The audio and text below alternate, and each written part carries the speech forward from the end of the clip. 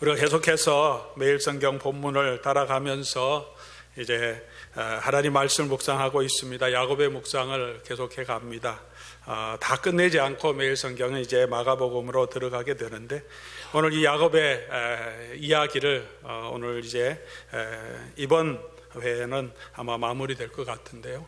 오늘 있었던 이야기를 통하여서 우리에게 주시는 은혜를 함께 나누려고 합니다. 우리 인생에 위기를 맞을 때가 있습니다. 야곱이 지금 우리 배경을 보시면 가장 큰 위기를 맞았습니다.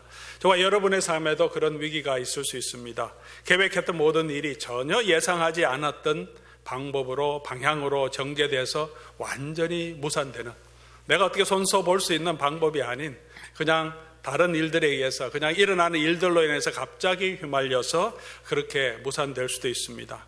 지금 코로나 이 바이러스 때문에 중국이나 또 한국이나 이 관계에서 일하시는 분들은 엄청난 아마 어려움을 겪고 계실 겁니다. 물자의 수송도 그렇고, 한국에서 새롭게 아마 만약에 새해에는 이런 비즈니스 해봐야 되겠다고 준비하고 투자하고 데코레이션 다 하고 사업을 시작했던 분이 계신다면 아마 지금 엄청난 예상치 못한 일로 인하여서 아마 어려움을 겪고 계실 줄 압니다.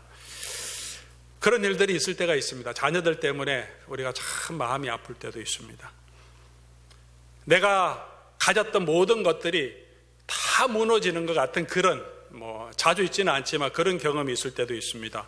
체면도 그렇고 지위도 그렇고 가정도 물질도 욥의 상황처럼 한꺼번에 모든 것이 무너져 버리는, 정말 망연자실하게 되는 그런 상황도 가끔은 우리에게 다가옵니다. 오늘 야곱의 현실이 그런 것 같습니다. 그의 삶을 돌아볼 때 우여곡절이 참 많았습니다. 일도 많고 탈도 많은 것이 야곱의 삶이 아닙니까? 그래도 지금만큼 힘든 것은 아닌 것 같습니다. 야곱의 삶을 쭉 묵상해 오지만 라반과의 관계는 이 지금의 상황에 비하면 아무것도 아니죠.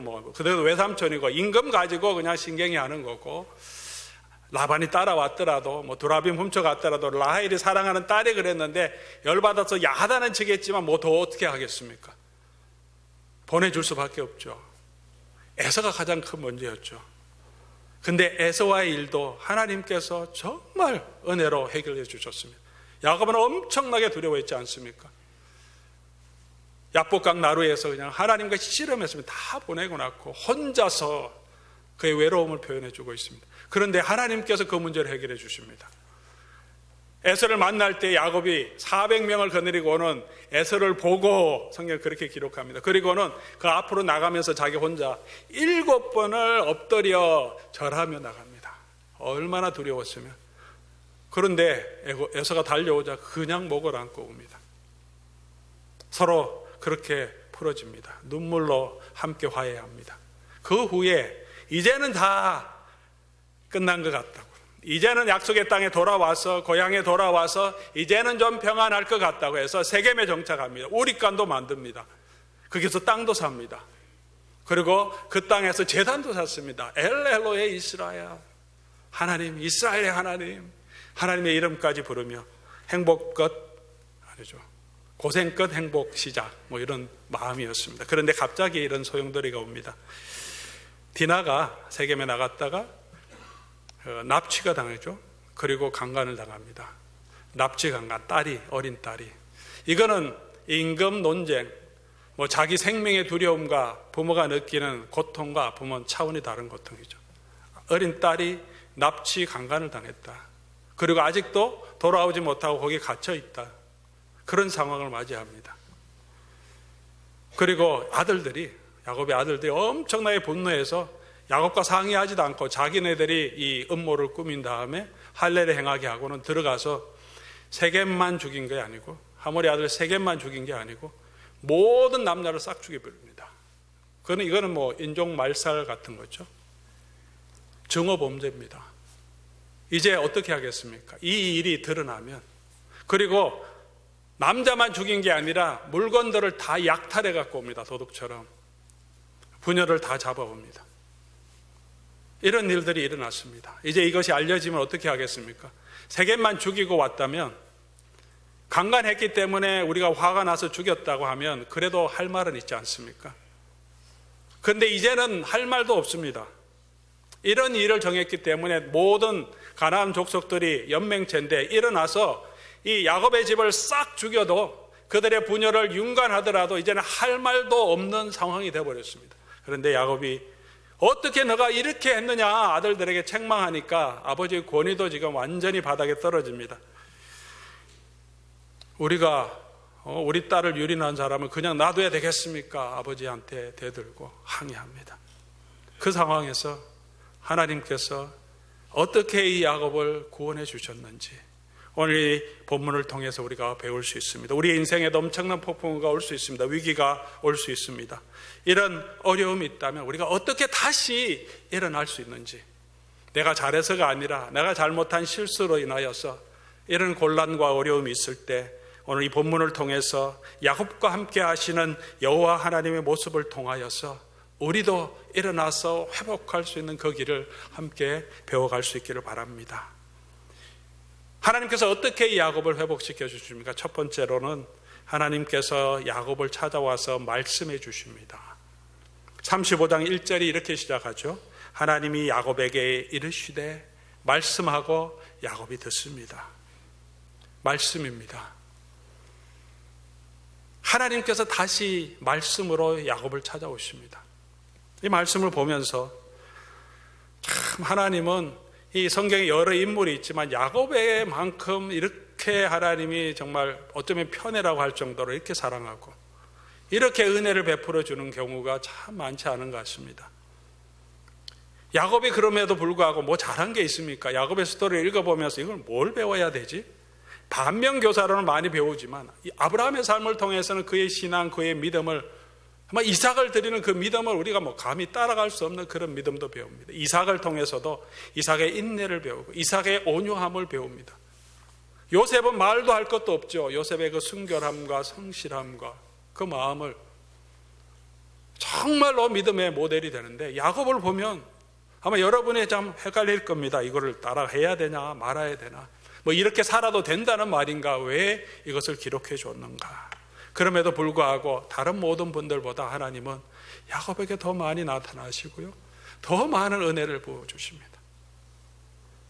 우리가 보면 이게 잘하는 건가 못하는 건가, 하나님한테 막 떼쓰고 뭐 축복받기 위해서 오만 일을 다 하고, 그럼에도 불구하고 하나님이 나타나서 축복해 주시는 모습을 보여줍니다. 그런데 이스라엘 백성들의 이름, 이스라엘이 아브라함의 이름이 아니고 이삭의 이름이 아니고 요셉의 이름을 따서 나온 게 아니고 이 야곱의 이름을 이스라엘로 바꿔주시고 이스라엘 백성이라고 말합니다. 왜 그렇습니까? 우리가 그런 사람이기 때문이겠죠. 우리가 야곱 같은데 하나님께서 하나님의 은혜로 찾아오시고 여전히 붙들어 주시는 그 은혜로 살 수밖에 없는 자임을 하나님은 이렇게 성경을 통해서 야곱의 삶을 통해서 우리에게 보여주십니다. 제가 목사님하고 또 장로라고 하고 권사라고 하고 집사라고 하지만 이런 이름을 가지고 있고 하나님의 이름을 부르고 거룩한 것 같지만 우리도 얼마나 야곱같이 살 때가 많습니까? 야곱같이 내가 성공하려고, 내 눈에 좋은 아내를 얻으려고, 내 눈에 좋은 것을 취하려고 바둥바둥하며 살아가지 않습니까? 하나님의 축복을 받겠다고 형을 속여가면서 뭐 그거 상관없이 축복만 받으면, 잘 되면 그냥 하나님의 축복이라고 그렇게 생각하며 살아가지 않습니까? 그 과정을 살펴보기보다는 그냥 축복만 받으면, 잘 되면, 뭐가 풀리면 그것은 하나님의 축복이라 그러면서 그냥 엘로헤 이스라엘이라고 하면서 살아가고 있지는 않습니까? 그런데 고난이 있으면, 어려움이 있으면 또 하나님 찾아가고, 하나님 날 도와주십시오. 고난이 지나면 또 자기 방식대로 살아가는 그런 모습들, 야곱의 모습을 보면서 저의 모습을 볼 수밖에 없습니다. 그런데 이 야곱을, 일생일세의 최대의 위기를 다시 맞고 있는 야곱을 하나님께서 다시 찾아와서 말씀해 주십니다. 하나님이 야곱에게 이르시되, 아무 해결책도 없을 것 같은 시기입니다. 어떻게, 무슨 방법으로 이거를 해결하겠습니까? 누가 도와주겠습니까? 근데 하나님께서 말씀으로 찾아오시면서 꽉 막힌 현실에서 해결책을 하나님께서 주십니다. 사랑하는 우리 로뎀의 성도 여러분, 우리의 실수로 인하여 환경을 인하여 우리가 고통을 당할 때 있습니다. 가정의 아픔으로, 자녀의 문제로, 경제적인 어려움으로, 건강의 문제로 도대체 내가 무엇을 해야 할지 모르는 그런 막막한 상황이 우리에게도 오기도 합니다. 그때 찾아오시는 하나님을 만나시기 바랍니다. 하나님은 찾아오시고 말씀으로 저와 여러분을 붙들어 주십니다. 오늘 제가 신앙 칼럼에도 썼지만 볼레터 스틸 크롬이라고 하는 OMS 국제선교회 선교사님이 계십니다. 사망의 골짜기를 지날지라도 한국어로 번역된 책의 제목이고 영어 제목은 Tries Through the Valley. 골짜기를 3번 지나며 이렇게 직역하면 그런 말입니다. 이게 재출간됐을 때는 Another Valley, Another Victory, Another Love. 또 하나의 골짜기, 또 하나의 승리, 또 하나의 사랑, 이렇게 번역할 수 있겠죠. 3번의 죽음의 골짜기를 이분이 통과했다는 간증적인 자기 자서전적인 책입니다. 나무랄 데 없는 가정에서 태어났고 너무나 멋있고 좋은 남편과 결혼했습니다. 목사고 선교사였습니다. 3 아이를 두고 정말 행복하게 시작했는데 2살 때 첫 아이를 백혈병으로 먼저 하나님께 보냅니다. 있을 수 있는 일이죠. 슬픈 일입니다. 그런데 얼마 지나지 않아서 남편이 33살 되었을 때, 아직도 신혼이라고 할 수 있죠. 남편도 임파선암의 일종인 호치킨 병이라고 하는데요. 그 병으로 하나님 나라에 보냅니다. 근데 혼자서 이 2 아이를 키워가는데 잘 자랐습니다. 아이들 사진 보니까 얼마나 멋있고 잘생겼는지 모르는데 2 아이가 티네이저 때 한꺼번에 교통사고로 함께 하나님 나라에 보내는 3번째 죽음의 골짜기랄까요? 그것을 겪습니다. 그럼에도 불구하고 선교 사역을 감당하시다가 대만에서 선교하시다가 밤에 불량배들에 의해서 강간당하는 사건까지 겪게 됩니다. 이 이야기를 보면 이게 사실인가 확인해 봤는데요. 책도 보고 사실이었습니다. 자기가 직접 간증하는 이야기였습니다. 한 사람에게 이런 일들이 한 가지만 있어도 너무나 힘든 마음의 상처인데 이런 일들이 Another Valley 그리고 새로운 승리를 주신 하나님을 찬양합니다. 이 여인에게, 이 선교사님에게 사람들이 볼 때마다 들을 때마다 저도 물어보고 싶습니다. 어떻게 그러면서도 미소를 지으면서 하나님의 신실하심을 찬양하시면서 그렇게 살아갈 수 있습니까? 어떻게 그 비결이 뭡니까? 이 선교사님이 책에 기록했습니다. 이렇게 말합니다. 고통 속에서 몸부림칠 때마다 너무 힘들었어. 근데 말씀으로 하나님이 찾아와 주셨다. 알지 못할 때, 고통이 없을 때는 그냥 지나가던 그 말씀이, 고통 가운데 있을 때 내가 너와 함께 한다는 그 말씀이, 두려워하지 말라 그 말씀이 그냥 살아서 그 여인을 붙들고 자기를 붙들어줘서 그 위로함으로, 그 힘으로 자기가 살 수 있었다고. 말씀이 생명이라고, 흑암을 비추는 빛이었다고, 능력이라고 고백합니다. 하나님 그렇게 야곱을 찾아오셨습니다. 야곱에게 말씀해 주셨습니다. 오늘도 하나님께서 저와 여러분에게 말씀으로 찾아오신 줄 압니다. 이 말씀은 그냥 글이 아니고 그냥 선포되는 메시지가 아니고 하나님께서는 그 말씀 가운데 역사하시고 말씀이 육신이 되어서 우리 가운데 거하십니다. 성령께서 예수 그리스도의 영이 말씀으로 우리 가운데 임재하시며 우리 영혼을 바꾸시는 그런 능력을 가지고 있으신 말씀입니다. 하나님께서 오늘도 저와 여러분에게 이 말씀을 주실 줄 믿습니다. 오늘 이 야곱의 이야기를 통해서 야곱을 찾아오신 이 하나님의 말씀, 여러분에게 주시는 말씀을 붙드시기 바랍니다. 환난 가운데 내게 응답하시고 내 가는 모든 길에 함께 하시는 여호와 하나님. 힘들고 어려운 일이 있다면 이 야곱에게 찾아와서 말씀해 주시고 오늘 저와 여러분에게 말씀하시는 이 하나님의 말씀을 내가 붙들고 듣고 그 말씀 붙들 때 하나님께서 그 말씀으로 우리를 새롭게 해 주실 것입니다. 하나님이 야곱에게 이르시되, 이 말씀을 읽으면서 또 읽으면서 이 첫 번째 구절 계속해서 묵상하면서 제 마음속에 얼마나 큰 은혜가 되는지 모릅니다. 하나님이 야곱에게 이르시되, 또 하나님이 찾아오셨어요. 먼저 찾아오셔서 말씀하시는구나. 내가 너와 함께 하겠다고 약속해 주셨습니다. 그 하나님의 음성을 듣고 그 말씀으로 일어나는 저와 여러분 될 수 있기를 주의 이름으로 간절히 소원합니다. 두 번째로 이 말씀을 주셨는데 베델로 올라가라고 합니다. 이게 무슨 말입니까? 첫 번째 사랑 또 사명을 붙들어야 한다는 것입니다. 베델은 장소지만 지역적인 장소이긴 하지만 지리적인 장소의 의미를 넘어섭니다. 하나님께서 베델의 의미를 직접 설명해 주지 않습니까? 1절 베델로 올라가라. 베델 장소가 지리적으로 중요한 게 아니라 왜 그 의미가 중요한 거죠. 하나님께서 설명하십니다. 내가 내 형 에서의 낯을 피하여 도망할 때 내가 너에게 나타났던 그곳, 네가 만났던 그 하나님, 그 장소, 그 은혜를 기억하라는 거죠. 첫사랑이라고 할 수 있습니다.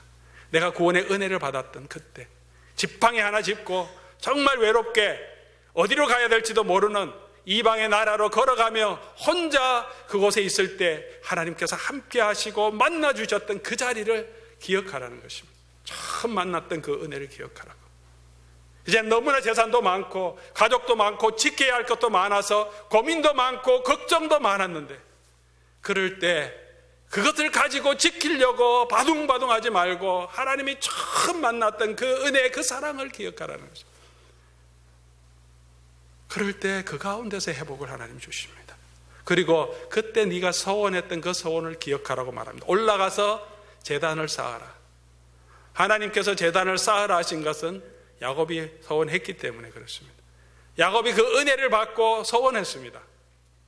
내가 여기 돌아오게 하면 가는 길에 나에게 먹을 것을 주시고 입을 것을 주시고 무사히 돌아오게 하면 이곳에 이 기둥에 하나님의 집을 짓고 내가 하나님 앞에 제단을 쌓고 이 모든 것의 11조를 이 모든 것이 하나님이 주신 것으로 기억하고 10분의 1을 하나님 앞에 드리겠습니다. 그렇게 헌신했습니다. 우리도 은혜 받을 때 헌신하지 않습니까? 여러분 헌신 안 하셨습니까? 하나님의 구원의 은혜 있을 때 내 삶을 드리겠습니다. 저도 그렇게 했고 아마 여러분도 그렇게 하셨을 겁니다. 구원의 은혜가 너무나 감사해서 임직을 받을 때도 이제 주님의 종이 되겠습니다 헌신했고, 선교 갈 때도 헌신했습니다.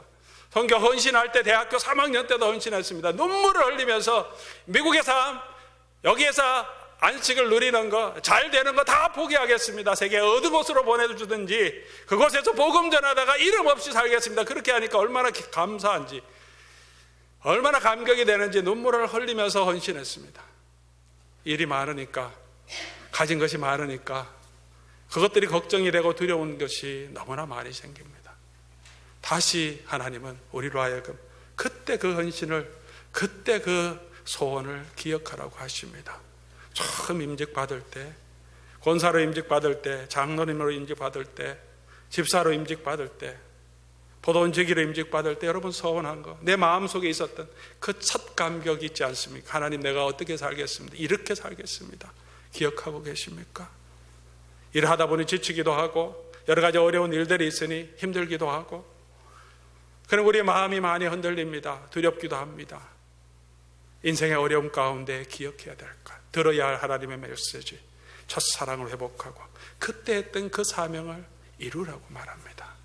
사랑하는 성도 여러분, 우리가 일어날 수 있는 이 고난 가운데서 다시 살 수 있는 비결입니다. 우리 크럼니 선교사님이 계속해서 그의 글에서 말하면서 찾아와 주신 말씀이 자기를 변화시켰고 그리고 그 사명을 붙들었다.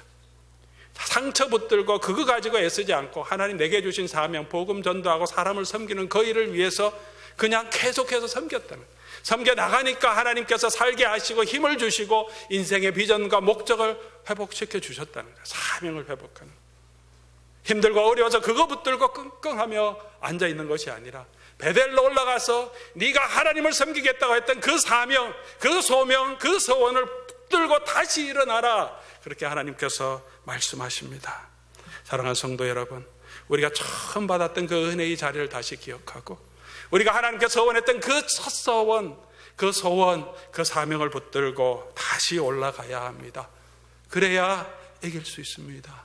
그래야 다시 하나님의 은혜를 경험할 수 있습니다. 세 번째로 베델로 올라가기 위해서, 그렇게 일어나 가기 위해서 자신을 정결하게 해야 합니다. 야곱이 일어나서 어떻게 합니까? 우상을 버리라고 말합니다. 우상이 많았습니다. 자기의 재물이 우상이었을 겁니다. 자기의 가족이 우상이었을 것입니다. 자기의 생명을 지키는 것이 그의 우상이었을 것입니다. 드라빔을 움켜쥐고 있지 않더라도 야곱의 소원에, 야곱의 마음에 우상이 많았습니다. 집안 사람들의 우상이 많았습니다. 다 내려놓으라. 하나님보다 더 사랑했던 것, 모든 것 내어놓으라. 그리고 정결케 하라. 자기를 정결케 하라. 무슨 말입니까? 우리 잘못된 습관들을 바꾸라는 거죠. 죄로부터 우리를 정결케 하라. 하나님이 기뻐하지 않는 행동과 습관이 얼마나 많이 있습니까? 바꾸라고 하십니다. 그리고 의복을 갈아입어라. 의복을 갈아입는다는 것은 무슨 말입니까? 무슨 옷을 우리가 입어야 됩니까? 구체적으로 나오진 않지만 분명히 뭔가 새로운 옷을 입었을 겁니다. 화려한 옷은 아니었을 겁니다. 구별된 옷이었을 겁니다. 하나님의 사람으로 검소한 옷이었을 것 같은데 구별된 옷으로 하나님 앞에 나아갑니다. 옷이 뭡니까? 우리 정체성이죠. 옷을 입으면 사람이 바뀌어집니다. 애들도, 우리 미국에서 자라는 애들이 2세들도 힘이 없이 이렇게 다니다가 이제 군대 들어가서 군복 딱 입고 오면 다르죠. 한국에도 마찬가지죠. 집에 있을 때는 완전히 아직 애 같은데, 청소년 같은데 군복을 입고 다시 딱 오면 애들 자기도 행동이 달라집니다. 왜? 내가 이제 군인이라는 정체성을 가지고 있기 때문에. 옷이 사람을 바꿔갑니다. 옷을 바꿔 입으라. 여러분, 어떤 옷을 입고 어떤 정체성을 가지고 살아가고 있습니까? 육체적인 정체성을 가지고, 한국인이라는 정체성을 가지고 살아가고 있습니까? 아니면 그리스도의 옷을 입고 나는 그리스도의 사람이다, 이제 누가 보든지 나는 그리스도의 이름을 가진 자로 우리가 살아가고 있습니까? 그리스도로 옷 입으라고 말합니다. 야곱은 이 모든 것을 묻고 우상을 제거하고 의복을 바꾸고 하나님의 말씀을 듣고 일어나 베델로 올라가니까 주변에 있는 모든 족속들이 야곱을 두려워하게 하셨습니다. 모든 문제가 해결되게 하셨습니다. 왜 야곱을 두려워했겠습니까? 야곱이 가진 게 뭐가 있습니까? 몇 명의 군사가 있을 수 있겠지만 그 연합군을 어떻게 이기겠습니까? 하나님께서 야곱과 함께 하심을 이 사람들이 보았기 때문에 두려워하는 것입니다. 우리는 아무것도 없고 우리는 실수도 하고 때로는 잘못도 행하지만 하나님을 바라보고 하나님께 맡기고 우리의 의복을 바꾸고 예수 그리스도의 주신 그 소명을 붙들고 일어나면 하나님께서 역사하는 것을 주변 사람들이 보게 된다는 거죠. 이 사람 모르겠는데 이 사람 속에 역사하시는 하나님이 계시구나. 그것이 성도의 능력이 되는 것입니다. 사랑하는 성도 여러분, 여러분의 삶은 어떠십니까? 혹시 이런 고난이 있다면 다시 여러분께 찾아오신 하나님을 말씀 가운데 만나시기 바랍니다. 그 말씀을 붙들고 듣고 그 말씀으로 일어나는 저와 여러분 될 수 있기를 바랍니다. 그리고 첫사랑과 그 우리에게 주신 그 서원, 내가 하나님께 드렸던 그 서원을 기억하고 다시 베델로 올라가는 저와 여러분, 우리를 정결케 하고 우상을 버리고 하나님이 내 삶의 주인인 것을 고백하며 계속해서 나아가는, 그러면 하나님께서 우리의 길을 열어주십니다. 이스라엘 백성들이 홍해 왔을 때 갈 길이 없었지만 믿음으로 홍해를 걸어가며 하나님께서 그 홍해를 갈라주셨듯이 하나님께서 우리와 함께 하시며 우리의 모든 환난 날에 우리를 지켜주시고 함께 하실 그 하나님이 저와 여러분의 하나님이 되어주실 것입니다. 이제 우리가 성찬으로 함께 나아가기를 원합니다. 성찬의 의미가 뭡니까? 은혜의 자리죠. 다시 한번 그 베델에서 하나님의 베풀어 주신 은혜를 기억하는 것입니다. 하나님이 왜 우리와 함께 하십니까? 왜 야곱과 함께 하실 수 있습니까? 죄가 많고 이렇게 하나님 앞에 불순종하는 것도 많은데 왜 하나님이 이토록 사랑하시면서 우리와 함께 하실 수 있습니까? 예수 그리스도의 보혈의 은혜가 우리 가운데 있기 때문입니다. 다시 그 보혈의 은혜를 가지고 담대하게 주님 앞으로 나아가며 하나님이 주시는 그 은혜를, 그 사랑을 맛보는 저와 여러분 될 수 있기를 주의 이름으로 간절히 소원합니다. 우리 말씀 생각하시면서 우리 찬송 십자가 그 사랑 멀리 떠나서 우리 마음을 좀 정리하기를 원합니다.